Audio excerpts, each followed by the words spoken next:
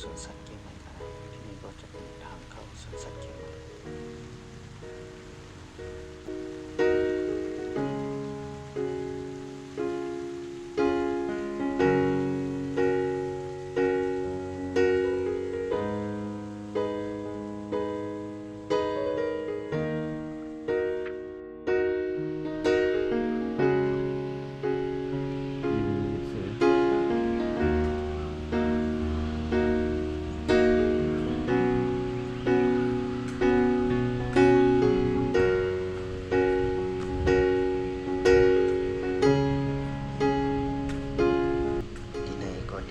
สังสีครับสังสีอยู่ในด้านไม้นั่นกันนะที่นี่ก็จะมีสิงโตครับสิงโตอยู่ข้างในนั่งน้ำร้านนั้นถ้ามองดีๆจะเห็นอยู่ครับข้างในก็จะมีสัตว์น้ำครับสัตว์น้ำอควาเรียมจะมี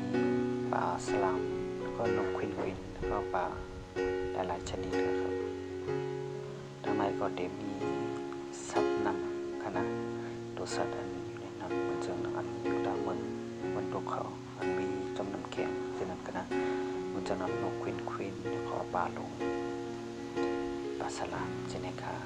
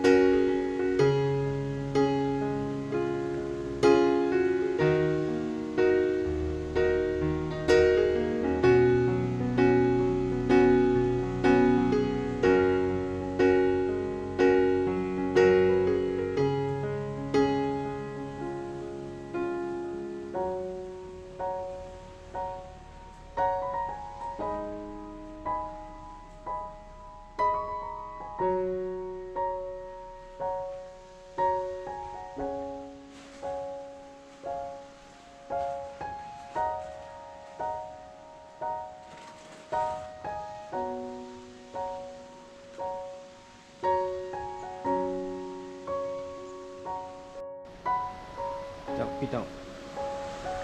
โค้เต่าเยอะมากเลยเป็นไงเที่ยนะนี่ตั้งหลายตัวนี่